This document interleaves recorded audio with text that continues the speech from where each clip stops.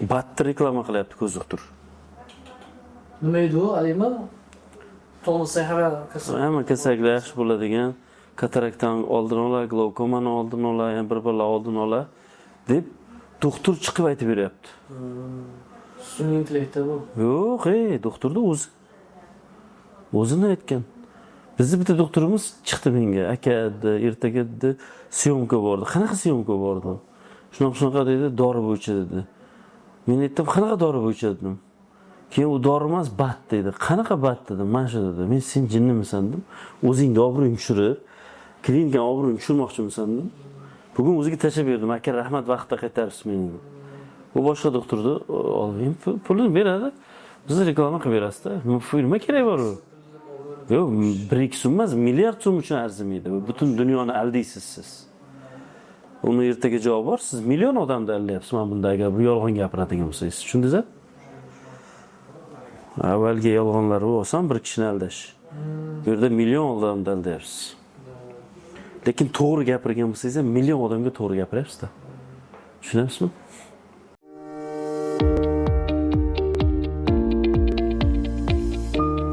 Assalomu alaykum. Ko'z nuri klinikasini obunachilari.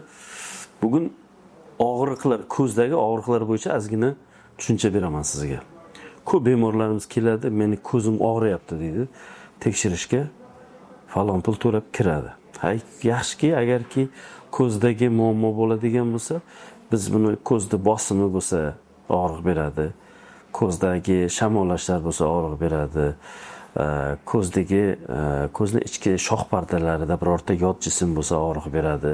Shilliq qavatlarida qanaqadir bir shamollashlar bo'lsa og'riq beradi. Umuman olganda uvitlardan, ko'zdagi shunaqangi holatlardan, shamollashlardan og'riq beradi. Lekin ko'zga aloqador bo'lmagan og'riqlar ham bor. Umuman ko'zga aloqasi yo'q. Shundoq keladi, bemorni ko'rasiz. Bugun ham keldi. Tekshirishga qancha vaqti ketdi, qancha puli ketgan, o'zini sog'lig'i uchun kelgan, baraka topsin. Lekin shuni agarki bemor oldindan bilsa, nimadan bo'lganligini, uni osonroq yo'l bilan hal qilish mumkin. Ya'ni qanday? O'zi ko'z og'riqlari haqida ozginagina boshda nimadan bo'layotganligini bilish kerak. Ko'zda og'rig'i qaysi joydaligiga e'tibor bering. Masalan, ko'zingizda ko'pincha ko'p keladigan bemorlar og'riq bilan, bosh bilan birga og'rig'ini keladi. Boshim og'riydi, ko'zim og'riydi deydi. Qachon og'riydi? Ertalab og'riydi deydi. Ertalab turaman og'riydi deydi. Yo deydi, ko'pincha shu shikoyat bo'ladi. Keyin mana bu burchakda, mana bu qo'lingiz bilan ushlab ko'rsangiz ko'rasiz. Nervus supraorbitalis degan nerv chiqish joyi bor. Foramen supraorbitalis. Mana shu joydan nerv chiqadi, burchakdan.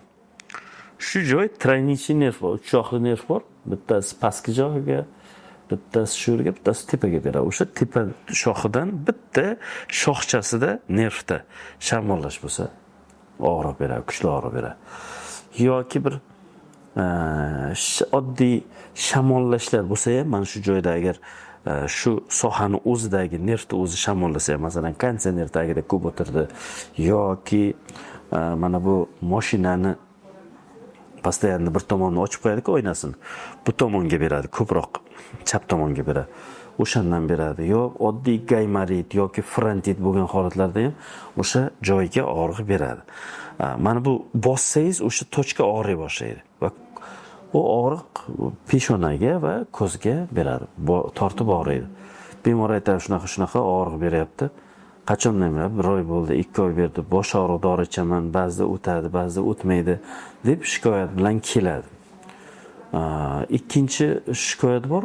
Mana shunaqa og'riq faqat kallamda egsam lo'qillab og'riydi deydi.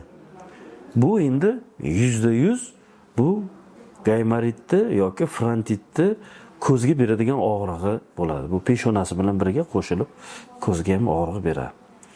Birinchi holatda agarki faqat nerv shamollagan bo'lsa, oddiy masalan biz shamollashga qarshi nimalar beramiz? Masalan, nemissillar bor, protivоспалительный tabletkalar bor. Masalan, biz ko'proq ishlatamiz.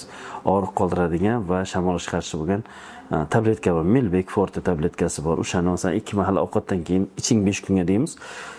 hamda nevropatologga ko'rsating deymiz. Chunki nerv shamollashini nevropatolog davolaydi. Nevropatolog davolaydi, shu bilan o'tadi. Va xuddi shu og'riq cherepnoy давление bo'ladi boshda. MRT qilsa chiqadi. Bugun ham bitta bemor shunaqa bo'ldi. Og'riq bilan keldi, tekshirib ko'rdik. Ko'zda et bor, go'sht og'riq bermaydi. Va o'sha boshini MRT qildirganda внутричерепной давленияsi, ya'ni boshni ichidagi давление oshgan. Nevropatolog unga lechение qiladi, bu yaxshi bo'ladi.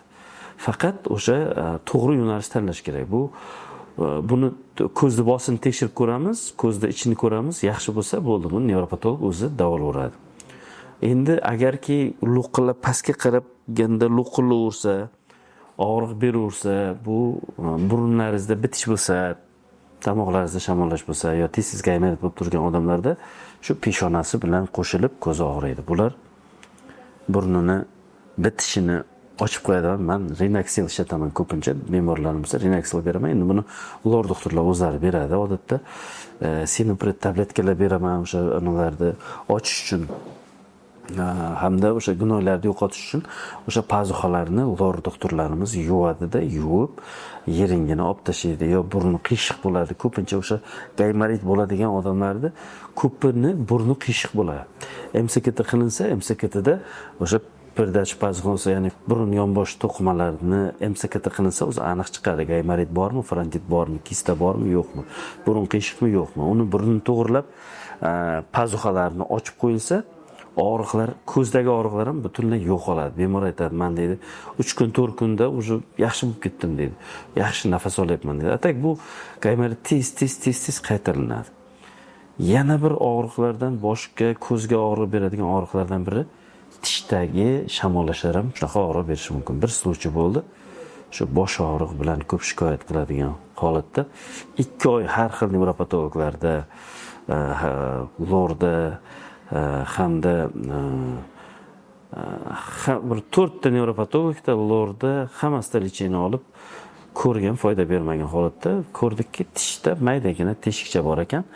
Pastki jihda tish o'sha traynичный nervga berib, o'sha og'riq berib yotgan ekan. Juda ham bu azob beradigan holat. Mana shunaqa holatlarda albatta o'sha doktorning o'ziga borib ko'rsatgan yaxshi. Ya'ni agar nervdan bo'ladigan bo'lsa, nevropatolog davolaydi. Agar gaymarit frontitniki bo'lsa, buni lor davolaydi. Boshdagi davleniyalar hisobiga og'riq berayotgan bo'lsa, buni albatta yana buni nevropatolog davolaydi. Endiki ko'zda og'riq bo'lish, ko'z hisobiga ham bo'ladimi? Bo'ladi albatta. Eng yomoni glaukoma. Bosh bilan qo'shib shunaqasiga yomon og'riq beradi, zakritogonli glaukomalar. Pristup berganda hatto ko'ngli aynish bo'ladi, qayt qilish bo'ladi. Shuni yorug'ga qarasa shunday ranglarni ko'radi, xuddi kamalak rang ko'rgandek. Bu ham o'sha zakritogonli, ya'ni yopiq burchakli glaukomani belgilaridan biri. Bunaqa holatda srochni ko'z doktori davolashga shu bitta Qashqadaryodan G'uzor degan joydan bitta bemor keldi. Biz Buxoroga borganimizda 8 kun nevropatologmi, terapevtmi, har xil ukollar qilib turib davolabdi shuni. Zakritogonli glaukomani, yopiq burchak glaukomani. Shunda ko'rdim, ko'z davleniya baland. Sirazi tekshirib, lazerni qilib berdim ikkita ko'ziga. O'z davleniya 13 ga tushib, xursand bo'lib ketdi. Endi gavharni almashtirib qo'yamiz, xudo xolasa, shu bilan ko'z tinchib yuradi. O'shanaqa holatlarda zakritogonli glaukomada ko'zga juda kuchli og'riq beradi. Kasal chidolmay bosh bilan kuchli og'rigan uchun ko'pincha bosh doktoriga nevropatologga ko'rsatadi. Nevropatolog ko'rib, ko'zni ko'rsatmasdan davolab olsa, u xato bo'ladi. U ko'zdan boshga berayotgan og'riq bo'ladi. Birinchi yuqorida aytganimda bunda naborot boshdan ko'zga beradi. Bunda ko'zdan boshga beradi. Ikkinchi yana og'riqlar bu uvitlarda, ko'z shamollashlarida bo'ladi. U ko'z qizargan bo'ladi, ko'z xiralashgan bo'ladi, tumanlashgan bo'ladi. Ko'zda asosiy shamollash belgilari bo'ladi. Buni albatta bu bemor sezadi, ko'zdanligini yoshlanish berishi mumkin, og'riq kuchli bo'ladi. Bunaqa holatda ham bemor albatta ko'z doktoriga boradi. Buni biz больницаga yotqizib, uni davolashni yo'lga qo'yamiz. Ko'pincha poliartrit bo'lgan bemorlarda ko'p uchraydi bu narsa. umuman bo'g'im kasalligi bo'lgan, reumatoid artrit bo'lgan bemorlarda ham xuddi shunaqangi ko'zdagi shamollashlar kuzatiladi. Biz kuzatamiz buni. Har haftada bitta ikkita bemor shunaqangi uvealniy og'riq bilan keladi. Bundan tashqari ko'zda shamollashlar bor. Shilliq qavatlaridagi shamollashlar, shoh pardadagi shamollashlar, eroziyalar, bular ham xuddi shunaqa og'riq beradi. Keyin yana bitta narsa bu ko'zda yot jism tushgandagi og'riq. Ko'zingizga narsa kirsa, buni siz sezasiz, ko'zingizda og'riq hissini. Buni ko'z shifokoriga borasiz, buni olib tashlash juda ham oson, olib tashlab beramiz bu narsani. Yana bitta, demak, nevrologik yana kasalliklardan biri migren ham ko'zga og'riq beradi. Bu ham bosh bilan ko'zga birga qo'shib og'rishi kuzatiladi. Migrenda ham xuddi shunaqa bo'ladi. Migren bo'lgan bemorlar ham nevropatolog davolaydi va bunda tuzatadi. Agar sizda ham shunaqangi ko'zdagi og'riqlar bo'ladigan bo'lsa, mana hozirgi maslahatlar bo'yicha bemalol o'zingizdagi og'riqlar nimadanligini his qilishingiz mumkin. Agar muammolar bo'ladigan bo'lsa, ko'zingizda ko'z nuri klinikasiga murojaat qilishingiz mumkin. Sizga biz sababini aniqlashga yordam qilamiz va buni davolashga yordam qilamiz. Sog' bo'lingizlar, salomat bo'lingizlar.